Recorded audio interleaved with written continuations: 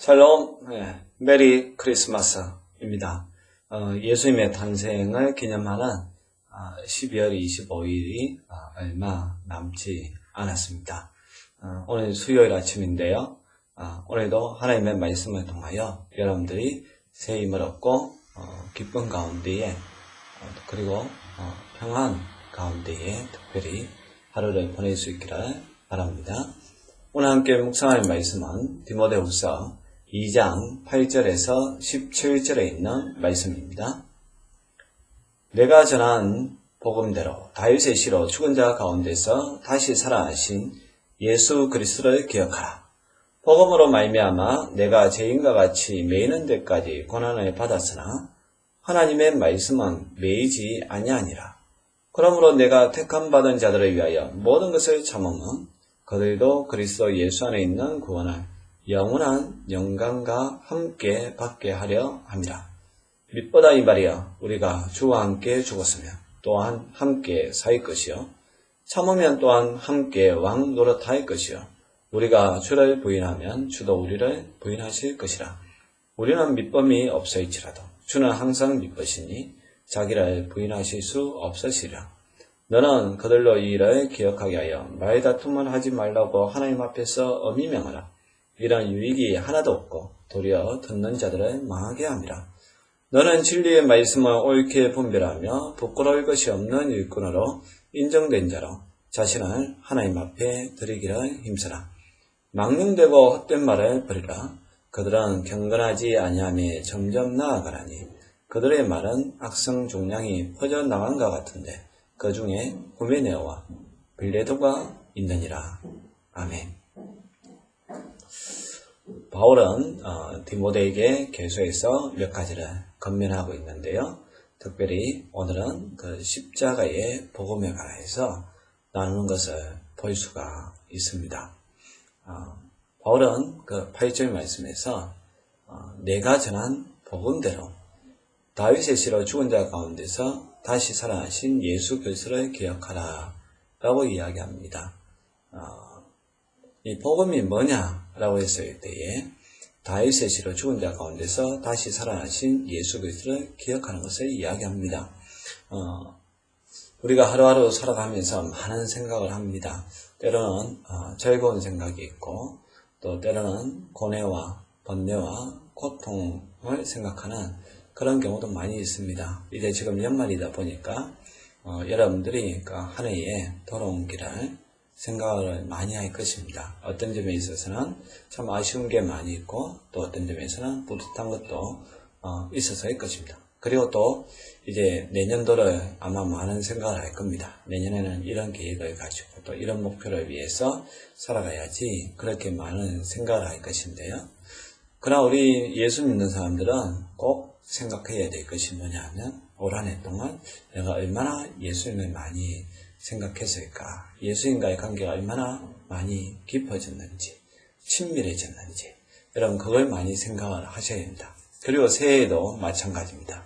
새해가 되었을 때에 어떻게 하면 예수님과 더 친밀한 관계를 가질 수가 있을까, 어떻게 하면 더 주님에게 가까이 나갈 수 있을까, 거기에 대해 생각을 하고 구체적인 계획을 잡고 그렇게 살아야만 복음 안에서 사는 사람의 모습입니다.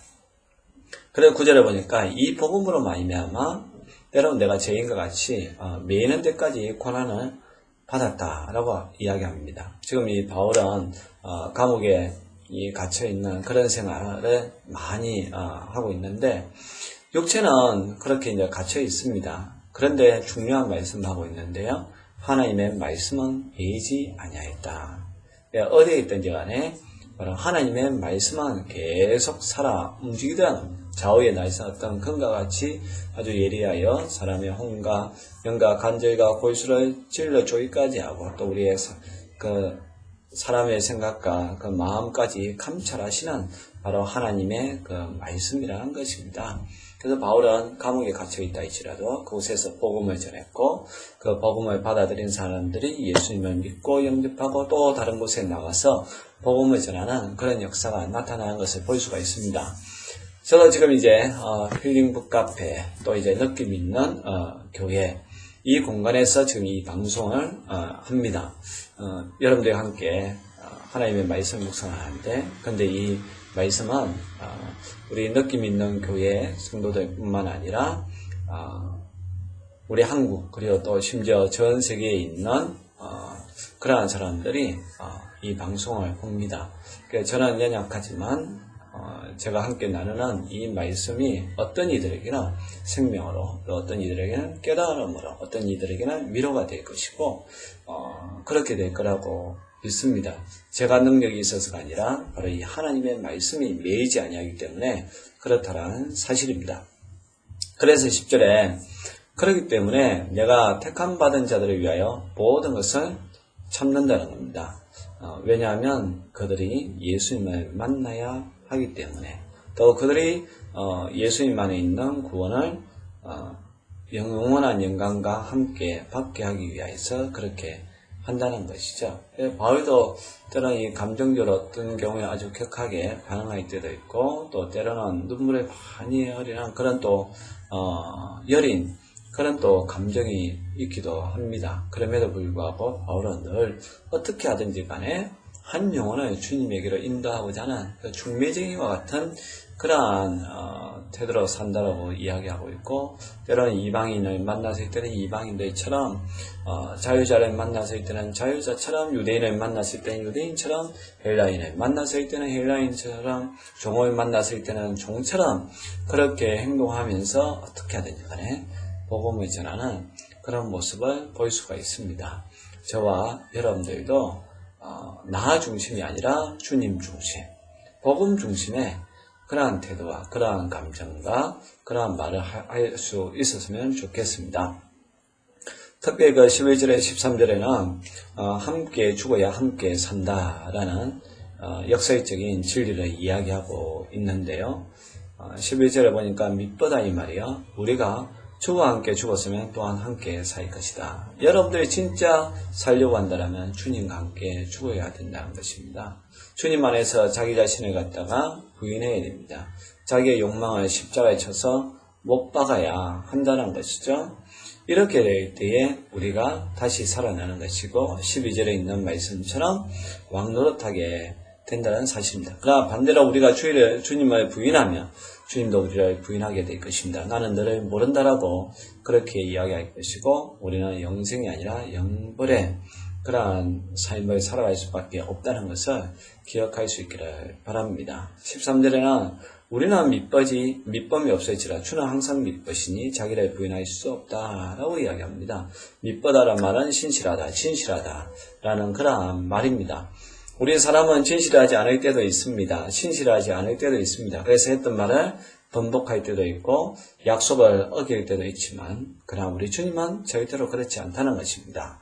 그렇기 때문에 늘 신실하신 그 주님을 바라보면서 저와 여러분들도 주님이 걸어가신 그 길을 걸어가면, 우리 주님이 죽으셨다가 부활하신 것처럼 우리도 반드시 부활의 그 영광에 참여하게 된다는 사실입니다. 14절에는 이 말다툼을 하지 말라고 이야기합니다. 너는 그들로 이 일을 기억하게 하여 말다툼을 하지 말라고 하나님 앞에서 엄히 명하라 라고 하고 있는데요. 말다툼을 왜 하지 말아야 되는가 하면, 말다툼은 말다툼하는 당사자들 뿐만 아니라 그것을 듣는 사람들에게 득이 안 된다는 겁니다. 그래서 유익이 하나도 없고 도리어 듣는 자들을 망하게 한다라는 것이죠. 여러분, 교회 내에서 분쟁이 일어난다든지 또 당사자끼리 다툼이 일어났을 때에, 또 이웃 간에 분쟁이 일어났을 때에 그것은 그 당사자만의 문제가 아니라 그 공동체까지 덕스럽지 않는 그런 것을 볼 수가 있습니다. 이 부부 싸움을 하는 것도 남편과 아내와의 문제가 아니라 자녀들에게까지 선하지 않는 그런 영향력을 끼치기 때문에 부부싸움은 하지 않는 게 좋고, 하더라도 자녀들이 없는 그런 가운데서 부부싸움을 해야 된다라는 그런 이야기도 있습니다. 어쨌든 저와 여러분들은 이 말이라는 것을 지혜롭게 잘 사용해서 다툼이 아니라 도리어 덕을 세우는 말을 많이 할 수 있기를 바랍니다. 15절에는 부끄러울 것이 없는 일꾼으로 하나님 앞에 드리라 라고 이야기하고 있는데요. 부끄러울 것이 없는 일꾼이라는 것은 뭐냐면 진리의 말씀을 옳게 분별해야 된다라고 이야기합니다. 이단들은 반드시 부끄러움에 당하게 될 것입니다. 또 하나님의 말씀을 바르게 전하지 못하는 사람들도 부끄러움에 당하게 될 것입니다. 그리고 하나님의 말씀을 바르게 듣지 못하는 사람들도 부끄러움을 당하게 될 것입니다. 우리가 하나님의 말씀을 들을 때에 어떤 것에 대해서는 내가 감사해야 되는 것도 있고, 어떤 것에 대해서는 회개해야 되는 것도 있고, 어떤 것에 대해서는 깨달아야 되는 것도 있는데, 그것이 나에게 주시는 말씀으로 받아들여야 하는데, 나하고는 상관없는 말씀으로 받아들이는 그 사람들은 하나님 앞에 반드시 부끄러움을 당할 수밖에 없다라는 사실입니다. 그리고 특별히 또 16절에는 망령되고 헛된 말을 버려야 된다 라고 17절까지 이야기하고 있는데요. 망령되고 헛된 말이라는 것은 뭐냐면 경건하지 않는 말이라는 겁니다. 음담패설이라든지 농담이라든지 또 세속적인 그러한 관심에 관한 이야기들, 그러한 것들은 경건하지 않는 것입니다. 이러한 것은 17절에 있는 것처럼 악성종양같이 급속히 퍼져나간다는 것입니다. 여러분 심리학적으로 봤을 때에도 긍정적인 말보다는 부정적인 말들이 더 빨리 퍼져나갑니다. 더 많은 오해를 낳게 됩니다. 그래서 이 선거철만 되면 상대방을 갖다가 그렇게 비방하고 비난하지 않습니까? 의도적으로 그렇게 하는 것이 많이 있습니다. 그것이 더 큰 영향을 주기 때문에 그렇다는 거죠. 악성종양처럼 바이러스처럼 그렇게 퍼져나가기 때문에 그렇습니다. 우리가 신앙생활할 때에도 덕스러운 말을 많이 해야 됩니다. 다른 사람들에게 은혜를 끼치는 말을 의도적이라도 많이 해야 됩니다.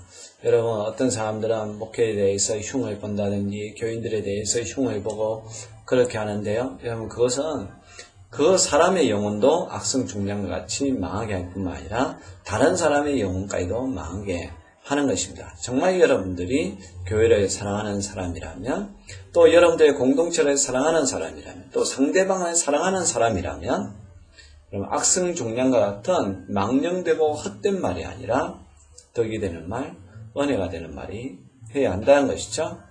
그래서 이제 바울이 쿡 찍어가지고 그 악성종양과 같은 그런 말을 퍼뜨리는 사람들이 있는데 후메네오와 빌레도가 있다라고 이야기합니다.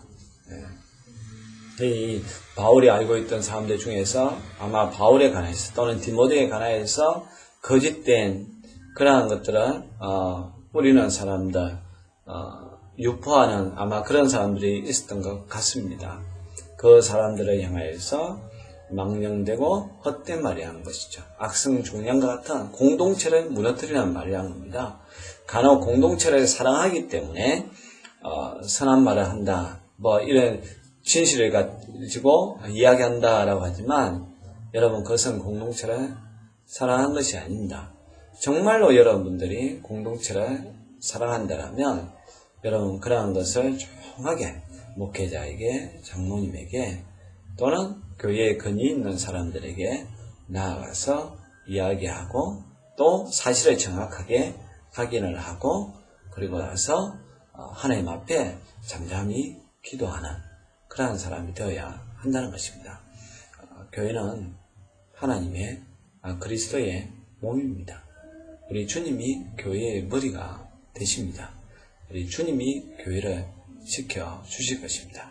우리 모두는 다 주님의 영광을 위하여서 주님 바라보고 주님 생각하고 주님처럼 살아갈 수 있기를 바랍니다. 기도하겠습니다.